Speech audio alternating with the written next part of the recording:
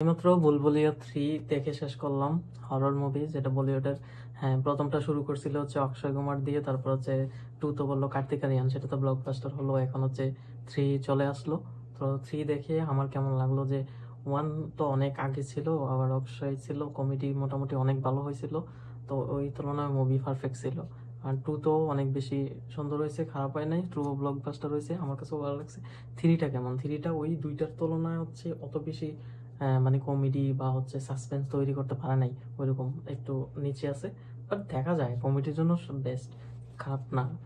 তো কার্তিক আরিয়ানের অভিনয় খুব বেশি ভালো হয়েছে, পারফেক্টলি ওই অভিনয় জায়গাটা করে গেছে। কিন্তু মুভি স্টোরি লাইনটা আমার কাছে ভালো লাগেনি। প্রথম দিক থেকে স্টোরি লাইনটা অনেক ভালোভাবেই গেছে। ইন্টারভেল পর্যন্ত অনেক বেশি মজা পাইছি। ইন্টারভেলের পরে ধীরে ধীরে মুভি মনে হয় যে ডাউনের দিকে যাইতেছে। লাস্টে এমন একটা সাসপেন্স মানে ফিল দিল, ওইটা আমি আনএক্সপেক্টেড। মানে আমার খুব পছন্দই হয় নাই এই ধরনের, মানে সিকুয়েল কিছু আমার পছন্দই হয় নাই। তো এই মুভিতে হচ্ছে লাস্টে যে একটা সাসপেন্স ক্রিয়েট করে রাখছে যে এটার জন্য এরকম কিছু হয়েছে, এই জিনিসটা আমার পছন্দ হয়নি। তো আচ্ছা, আমি না বলি এটা স্পয়লার হয়ে যাব। তো হচ্ছে আপনারা যারা কার্তিক আরিয়ান বা কমেডি সুপার ন্যাচারাল মুভিগুলো দেখতে পছন্দ করেন অবশ্যই দেখবেন।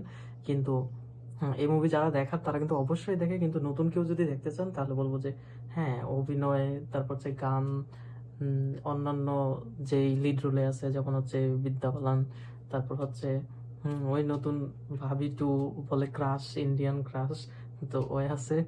তো ভালোই, খারাপ হয় নাই মুভি, আমার কাছে ওভারঅল ভালোই লাগছে। কিন্তু স্টোরি লাইনের শেষের দিকের পার্টটা আমার কাছে খুব বাজে লাগছে। এইটার জন্য আমি রেটিং পয়েন্টটা অনেক কম দিব। এটা হচ্ছে 10 থেকে আমি 6 দিব। কারণ আমার কাছে ওইরকম কিছু নাই যেটাতে আমি বাড়াই দেব। কারণ স্টোরি লাইনটাই আসল, স্ক্রিন প্লে, বিজিএম, কমেডি, মানে ডায়লগ ডায়লগ ডেলিভারি সব কিছু এগুলো ঠিকঠাক ছিল। জাস্ট স্টোরিটা আর একটু বেশি এনার্জেটিক স্টোরি দরকার ছিল। হ্যাঁ, ছবি হাফ, মানে 3 ভাগের 2 ভাগ কমপ্লিট করছে ভালোভাবে। কিন্তু শেষের ভাগটা হচ্ছে উল্টাপাল্টা হয়ে গেছে। মানে এটা অন্যভাবেও করতে পারতো, কিন্তু অনেকের কাছে ভালো লাগছে। বাট আমার কাছে এই ধরনের সেন্স কইরা মুভির ইয়ে করলে আমার কাছে ভালো লাগে না, আমি এটা ডিসলাইকে দিই। তো এরকম কিছু আর কি, এই জন্য আমি রেটিংটা কম দিলাম। তো ওয়ান টাইম ওয়াচ, হাসানোর জন্য, যেহেতু horror movie, horror comedy genre, তো তো হাসেন, দেখেন সময় সুযোগ থাকলে। মানে সময় এমন না যে দেখিয়া কি এমন দেখলাম, ভালো লাগলো না, মজা লাগলো না, এমন না। দেখলে অবশ্যই মজা পাবেন।